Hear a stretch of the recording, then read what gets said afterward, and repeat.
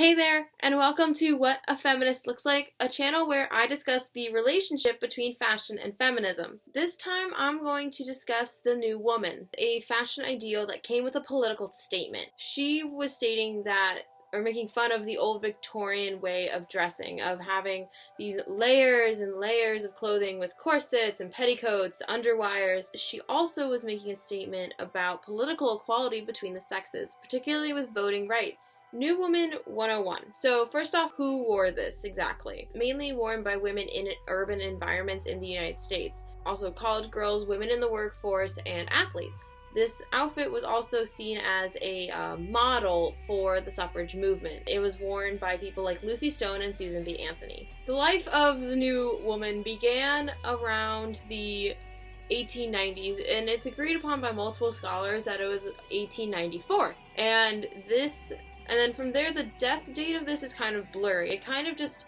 faded out as the flapper came up and the suffrage movement gained popularity. The new woman became popular through different books that she was in, magazines, and also advertisements like this one from the Ladies' Home Journal. Fashion. According to the DAR Museum, the new woman's outfit was very simple compared to Victorian standards of the time. What the new woman wore was a skirt, then a shirt waist, then sometimes a blazer over top, and then just plain heels.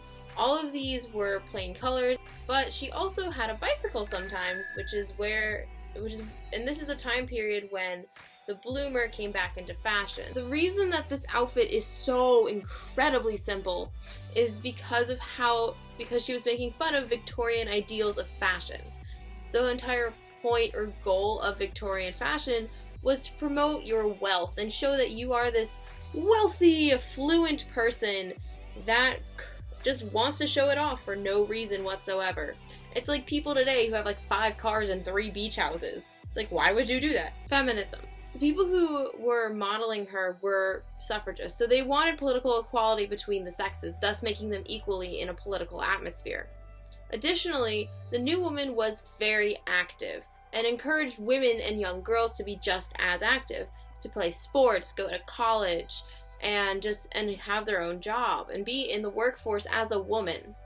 Encouraging these standards made it so that women wanted to have this equality between the sexes where women can go to work just like men, women can go to college just like men, women can play sports just like men. Fashion and feminism. The new woman used her clothing as a political statement for equality between the sexes. Her simplification of clothing made it easier for women to have more athletic looking clothing and more appealing and aesthetically pleasing work clothing.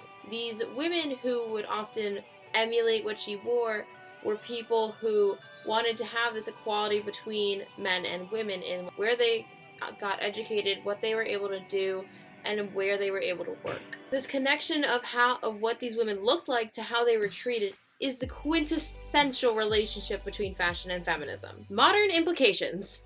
So thanks to the women of the suffrage movement, we have the 19th Amendment and the right for women to vote. That there's still a lot of interesting dynamics within politics between genders. In the 2012 presidential election, 53% of the voters were women, according to the Center for American Progress. But 20% of the 114th Congress, or the most recent one, which was also called the most diverse one, according to the Congressional Research Service, was less than 20% made of women. So while we aren't back in the times when women didn't even have the flat-out right to vote, we are still facing a lot of challenges politically between the equality of men and women. So what the new woman stood for is still very applicable to today. In the comments below, let me know what you think about the current political environment for women. Please subscribe to this channel and give this video a thumbs up. I'm Bronwyn, and this is What a Feminist Looks Like.